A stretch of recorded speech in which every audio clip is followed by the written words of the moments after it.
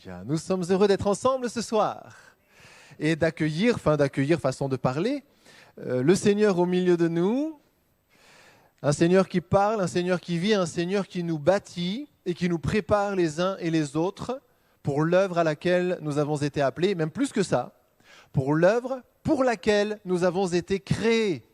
Nous avons été créés pour que quelque chose arrive ici-bas, quelque chose qui n'arriverait pas si nous n'étions pas là. Ce qui serait terrible, c'est que nous soyons là et que la chose pour laquelle nous avons été créés n'arrive pas quand même. Ce serait terrible, n'est-ce pas ? Nous serions là, nous respirerions, nous serions pleins d'attentes, mais plein d'expériences, plein de savoir-faire, savoir-être, plein de savoir tout court, mais la chose n'arrive pas. Et nous avons besoin de cette parole parce que la Bible elle-même dit que toute l'Écriture est inspirée de Dieu et elle est utile.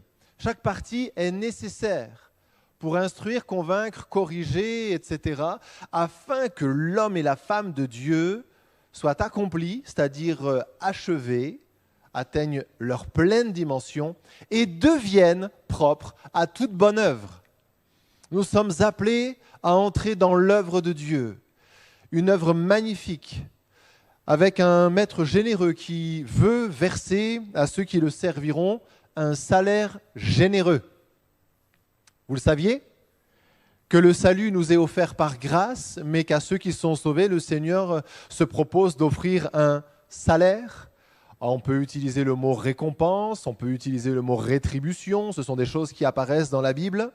Mes frères et sœurs, le Seigneur nous a fait une offre magnifique en nous proposant, après avoir vécu dans la vanité, de vivre pour lui, d'accomplir avec lui son œuvre, d'être le bras, la main, la jambe, le pied, je ne sais quel membre dans le corps, dans le prolongement de la tête qu'est Christ, afin que son œuvre se fasse.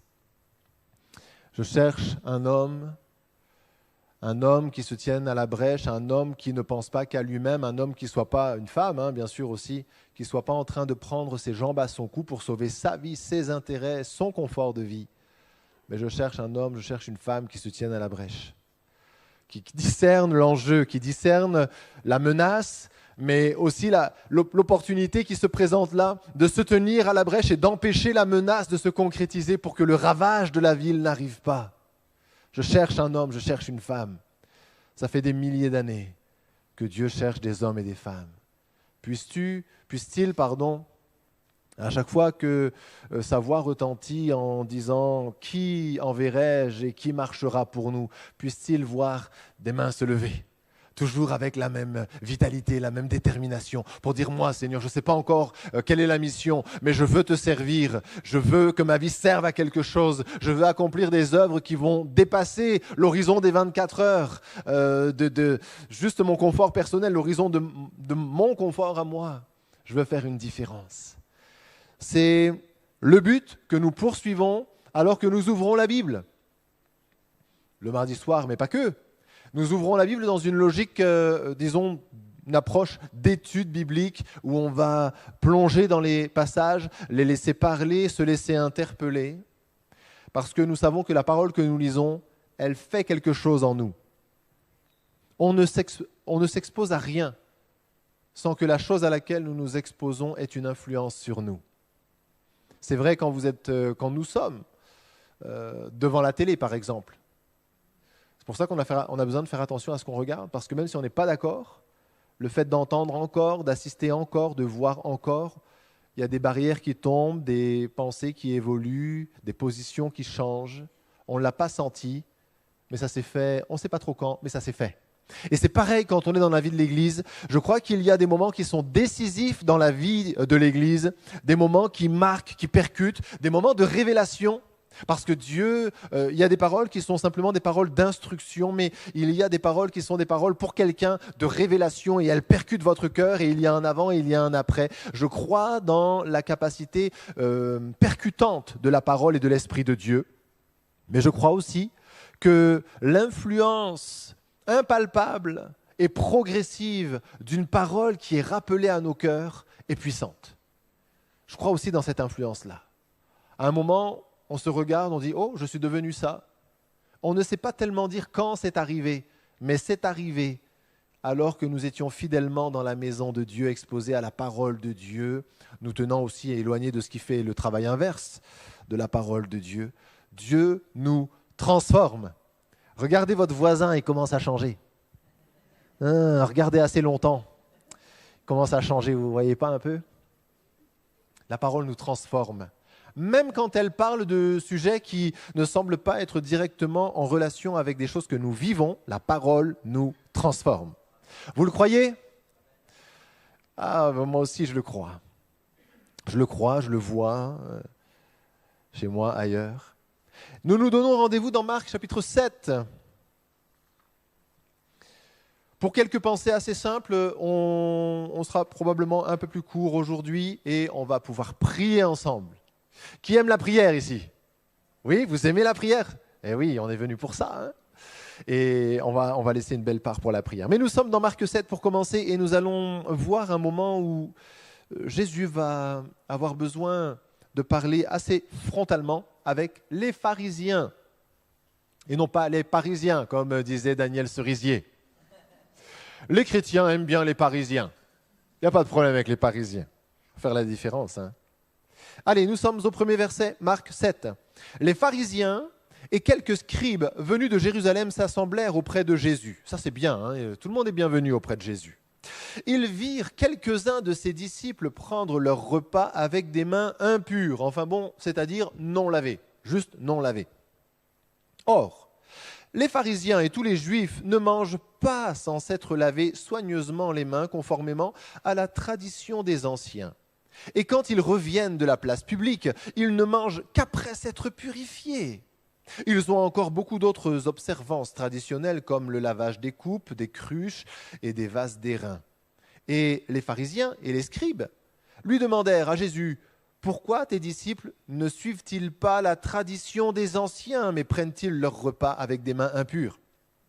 Jésus leur répondit « Hypocrite, Ésaïe a bien prophétisé sur vous, ainsi qu'il est écrit « Ce peuple m'honore des lèvres, mais son cœur est éloigné de moi.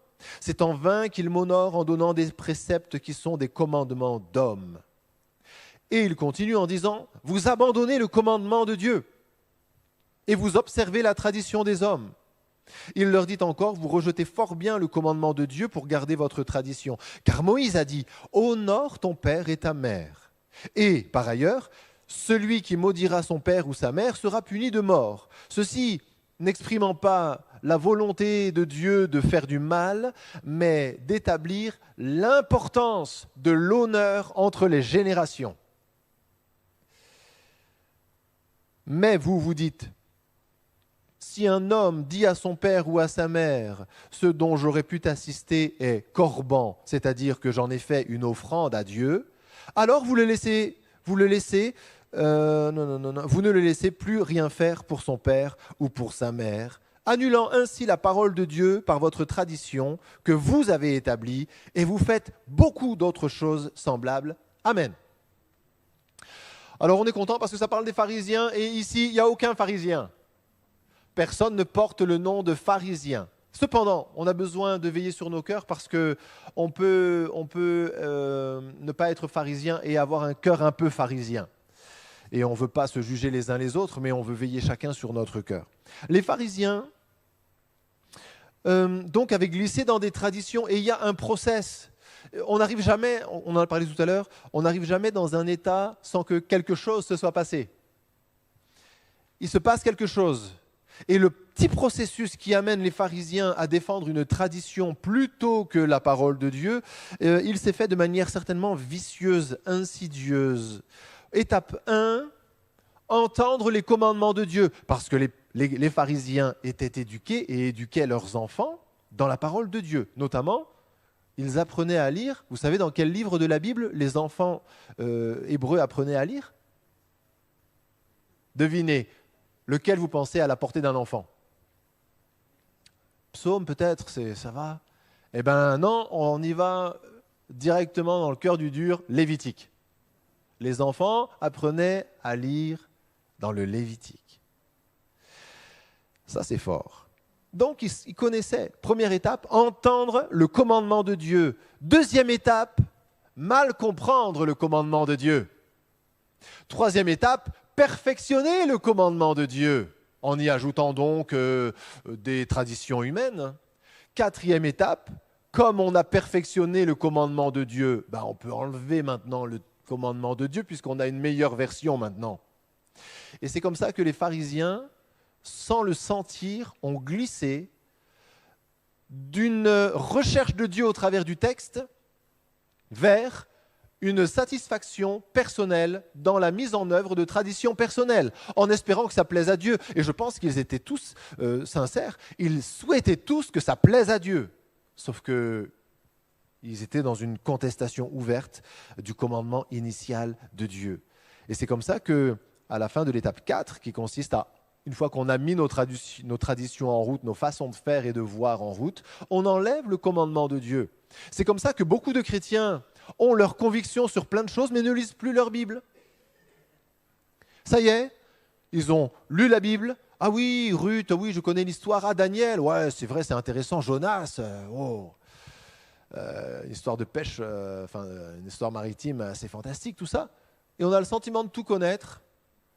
Et on va s'affûter des positions sur des sujets de société, sur des questions morales, sur des points d'équilibre familiaux, etc. On va se faire nos pensées, et à un moment, on se sera tellement bien fait nos pensées que les histoires qu'on a le sentiment de déjà connaître, on ne va plus les lire. L'église où il semble qu'on ouvre toujours le même livre, oui, évidemment qu'on ouvre toujours le même livre, on va la fréquenter moins. Parce que de toute façon, on s'est fait une philosophie de vie qu'on prend pour une vie chrétienne. Et c'est comme ça que vous pouvez aller sur les forums aujourd'hui. Quel que soit le sujet, sur les forums chrétiens, vous avez des chrétiens qui n'arrêtent pas de se battre ensemble des fois. Alors, façon de parler, se battre. Mais de contester, de s'accuser, de se reprendre au nom d'un verset ou d'un autre parfois, ou au nom simplement d'une pseudo-évolution. On a évolué, on ne peut plus dire ci, on ne peut plus penser ça. Et on s'aperçoit que il y a plein de chrétiens ici, il n'y en a pas deux qui pensent pareil, et beaucoup sont animés de leur propre pensée, qu'ils se sont forgés sur un sujet. Normalement, la parole de Dieu, dans sa perfection unité, dans sa parfaite unité, dans son unique perfection, devrait nous amener à penser de plus en plus pareil, n'est-ce pas? Or, lorsque on a entendu le commandement, mal compris le commandement, perfectionné le commandement, on finit par retirer le commandement pour suivre nos traditions.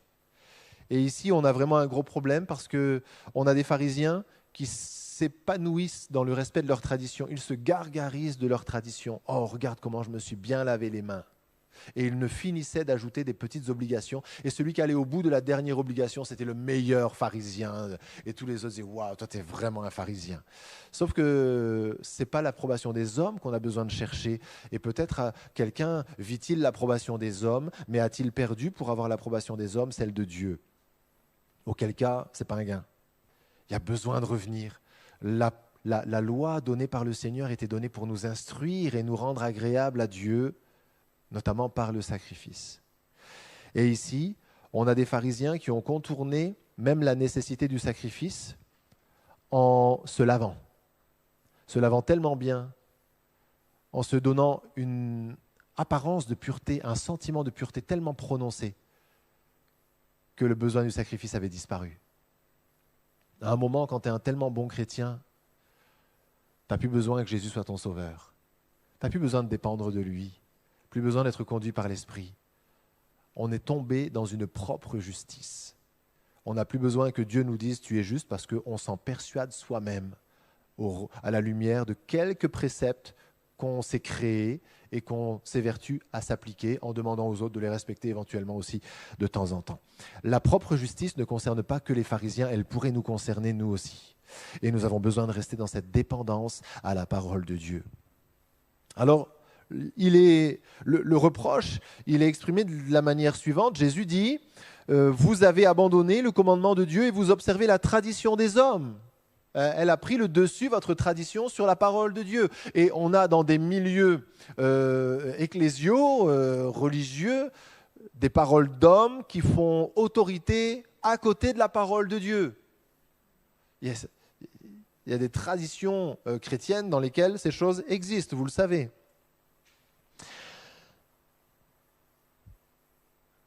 La difficulté, c'est que le commandement n'avait pas été donné pour rien, il avait été donné pour amener l'homme à la conviction de péché et à l'attente d'un sauveur.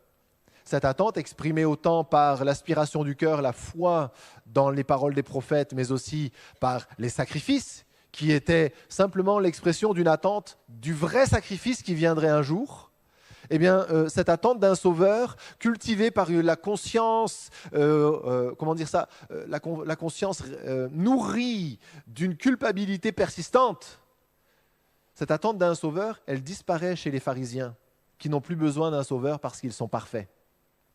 Au regard de leur tradition, ils sont parfaits, ils n'ont plus besoin de sauveur. Il faudrait simplement que tout le monde fasse comme eux. Et là, c'est la raison centrale pour laquelle Jésus reprend les pharisiens avec dureté, parce qu'en fait, ils ont tellement dévoyé les choses qu'ils empêchent la conviction de péché qui permet le salut, qui permet l'humiliation, la repentance et donc le salut derrière, d'arriver. Ils enseignent aux gens à devenir parfaits au lieu de reconnaître leur indignité. Ils apprennent aux gens à se laver eux-mêmes pour ne pas avoir besoin d'être lavés par le sang de l'agneau. Ainsi, ils ont des ablutions, ils se lavent les mains dans telle et telle circonstance. Ils lavent les plats, les cruches, ils lavent un peu tout. Ils lavent tout tellement. Pourquoi lavent-ils les choses? Pourquoi se lavent-ils les mains? Il est écrit que les pharisiens, verset 3, « Et tous les Juifs ne mangent pas sans s'être lavés soigneusement les mains, conformément à la tradition des anciens, et quand ils reviennent de la place publique, ils ne mangent qu'après s'être purifiés. » Pourquoi ça? Parce qu'ils considèrent que le milieu environnant est potentiellement impur et qu'eux doivent rester purs. Donc ils enlèvent d'eux qui sont purs les impuretés qui sont sur eux. Alors ils se lavent les mains comme ça. Quand ils rentrent de la place publique, qu'y a-t-il sur la place publique? Eh bien, il y a du public, des gens, des personnes, plein de gens qui ne sont pas aussi bien qu'eux, des gens qui sont impurs. Et alors quand ils rentrent de la place publique, avant de toucher leurs aliments et de faire entrer dans leur corps très sain et très pur, quoi que ce soit, avant de toucher les aliments, ils se lavent les mains pour se laver de toute cette impureté dont les autres sont atteints. Ils sont persuadés d'être purs, que l'environnement est impur, que les gens autour d'eux sont impurs. Et c'est pour ça qu'ils se lavent et qu'ils lavent tout, pour conserver leur pureté, une pureté qui n'est que virtuelle, qui n'existe que dans leur tête, dans leur imaginaire. Et c'est très grave, parce que tous ces commandements avaient été donnés par Dieu pour que l'homme espère en un sauveur, mais la tradition des Juifs les a amenés à croire qu'ils étaient purs en eux-mêmes et qu'en respectant bien les commandements, ils pouvaient juste conserver leur pureté et entrer un jour dans la présence de Dieu en disant « Ça y est Seigneur, je suis là, comme tu dois être content. Je me suis toujours bien lavé les mains, aucune impureté n'est rentrée. » Et c'est pour ça qu'après avoir évoqué cette problématique très importante de la tradition qui prend la place de la loi, Jésus bifurque sur un autre sujet alors qu'il veut sauver la foule et que la foule est en tension entre un Jésus qui annonce l'évangile de la repentance, de l'humiliation et de la foi afin d'être élevé. Humiliez-vous donc sous sa puissante main afin qu'il vous élève au temps convenable. Et Jésus vient bien sûr pour porter ce message-là, mais les pharisiens, eux, viennent avec un autre message. Il leur dit, si vous vous lavez vraiment bien et si vous êtes comme nous, ça va aller. Ça va très bien aller. Et donc il y a une tension et la foule est au milieu. Et Jésus, qui veut gagner la foule à l'évangile et au salut, commence par démonter les traditions des pharisiens et ensuite il interpelle la foule en disant, verset 14, « Ayant de nouveau appelé la foule à lui, il lui dit, écoutez-moi et comprenez, il n'est hors de l'homme rien qui, entrant en lui, puisse le souiller. Mais ce qui sort de l'homme, c'est ce qui le souille. Si quelqu'un a des oreilles pour entendre, qu'il entende. » Lorsqu'il fut entré dans la maison, loin de la foule, ses disciples l'interrogèrent sur cette parabole. Et il leur dit, « Vous aussi, êtes-vous donc sans intelligence? Ne comprenez-vous pas que rien de ce qui du dehors entre dans l'homme ne peut le souiller? Car cela n'entre pas dans son cœur, mais dans son ventre, puis s'en va dans les lieux secrets qui purifient tous les aliments. Il dit encore, ce qui sort de l'homme, c'est ce qui souille l'homme. Car c'est du dedans, c'est du cœur des hommes que sortent les mauvaises pensées, les adultères, les débauches, les meurtres, les vols, les cupidités, les méchancetés, la fraude, le dérèglement, le regard envieux, la calomnie, l'orgueil, la folie. Toutes ces choses mauvaises sortent du dedans et souillent l'homme. Nous sommes donc impurs. Après avoir repris les pharisiens, Jésus nous explique que nous sommes impurs, non pas en raison seulement de ce qui nous touche à l'origine, mais de la nature même de notre cœur profond. Et c'est le présupposé de l'Évangile, le cœur de l'homme est mauvais. Les pharisiens prennent le contre-pied en disant, si nous nous lavons bien de ce qui est autour de nous, nous pouvons conserver notre pureté. Et Jésus leur dit, vous débloquez les gars. Vous n'avez pas de pureté. Où est-ce que vous vous êtes inventé une pureté? Votre cœur est perdu, corrompu, et tout ce qui en sort continue de vous souiller alors que vous lavez vos mains et que vous lavez vos plats. Vous n'avez pas compris.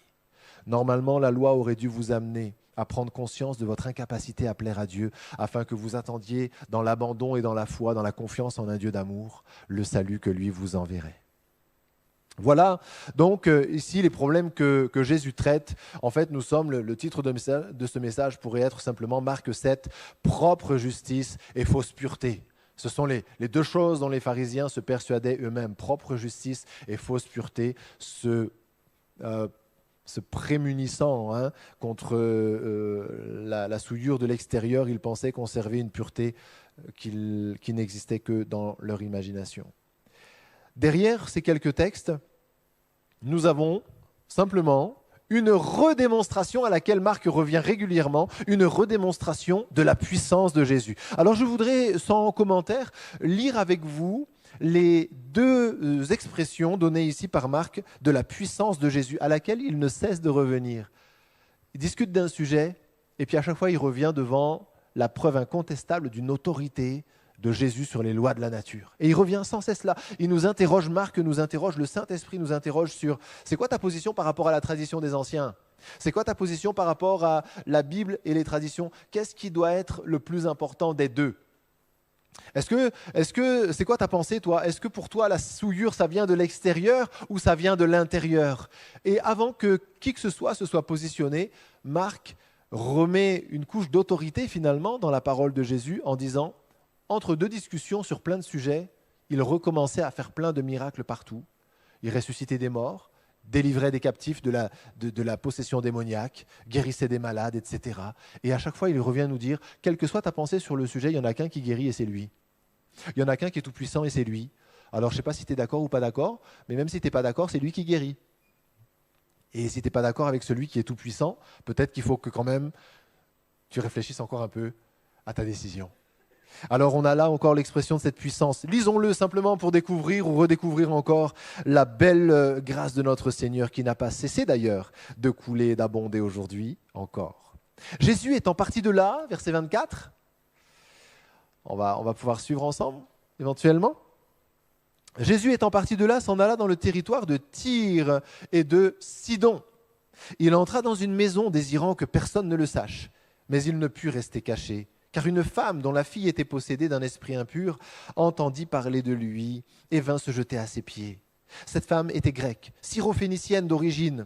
Elle le pria de chasser le démon hors de sa fille. Jésus lui dit, « Laisse d'abord les enfants se rassasier, car il n'est pas bien de prendre le pain des enfants et de le jeter aux petits chiens. » « Oui, Seigneur, lui répondit-elle, mais les petits chiens sous la table mangent les miettes des enfants. » Alors il lui dit, à cause de cette parole, va, le démon est sorti de ta fille. Et quand elle rentra dans sa maison, elle trouva l'enfant couché sur le lit, le démon étant sorti. Amen. Elle est magnifique cette histoire, mais comme j'ai dit qu'on n'allait pas la commenter, on ne la commente pas. Jésus quitta le territoire de Tyr et revint par Sidon vers la mer de Galilée en traversant le pays de la Décapole. On lui amena un sourd qui avait de la difficulté à parler. Et on le pria de lui imposer les mains. Il le prit à part, loin de la foule, lui mit les doigts dans les oreilles et lui toucha la langue avec sa propre salive, puis, levant les yeux au ciel, il soupira et dit « Ephata », c'est-à-dire « Ouvre-toi ». Aussitôt, ses oreilles s'ouvrirent, sa langue se délia et il parla très bien.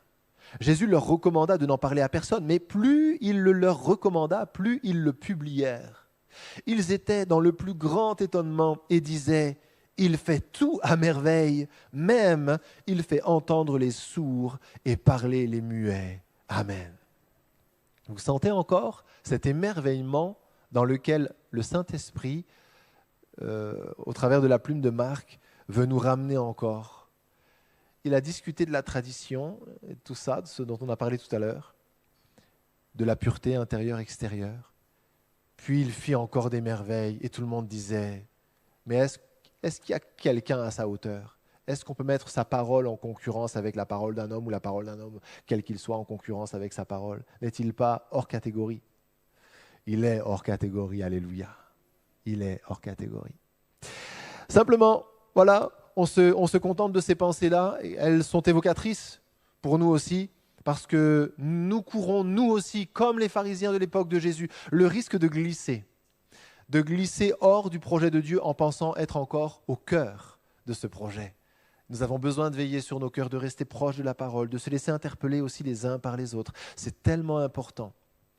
Restez éveillés, restez sensibles, restez vigilants, afin de rester dans l'œuvre de Dieu et que personne ne nous ravisse notre couronne. Alléluia. On prie le Seigneur ? Merci pour ta parole, parfaite, extraordinaire, capable de nous mener dans nos histoires alors qu'elle a été écrite si longtemps en arrière. Nous te remercions, Seigneur, pour l'amour qui transpire de chacune des lignes de cette parole extraordinaire. Nous te remercions pour le projet que nous sentons dans lequel tu veux nous entraîner, auquel même tu veux nous associer pour le salut de notre monde, de notre génération. Seigneur, ce soir, nous n'ignorons pas notre capacité à nous satisfaire de nos propres exigences au lieu d'adopter les tiennes. Nous sommes capables de dévier, d'estimer un jour que nous n'avons plus besoin de ta parole. En tout cas, nos comportements, notre manière de vivre peut exprimer cette conviction-là. Et nous te prions pour que tu nous gardes près de toi toute la vie. Que jamais, Seigneur, entendant ta parole, la comprenant mal, nous ne cherchions à la perfectionner, à l'altérer, au point finalement de garder nos traditions et d'enlever le commandement initial. Je te prie pour que nous soyons toujours un peuple qui aime ta parole et qui est prêt à surchauffer, à faire surchauffer ses neurones, ses méninges pour la comprendre avec la grâce de ton esprit, qui est prêt à la confrontation intellectuelle pour ensuite capituler devant toi, car c'est toi qui as donné cette parole. Il te revient de l'interpréter et de l'appliquer à nos vies.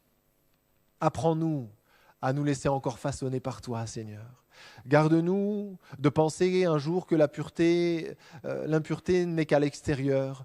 Garde-nous de penser un jour que nos cœurs sont fondamentalement bons. Seigneur, nous avons tous un cœur corrompu et nous voulons nous méfier de notre propre cœur. Nous voulons, Seigneur, encore nous attendre à ton œuvre en nous, car tu nous as purifiés et tu nous demandes de progresser, de croître dans cette sanctification encore. Guide-nous, conduis-nous, que ton œuvre se poursuive à travers nous, dans le nom de Jésus. Amen.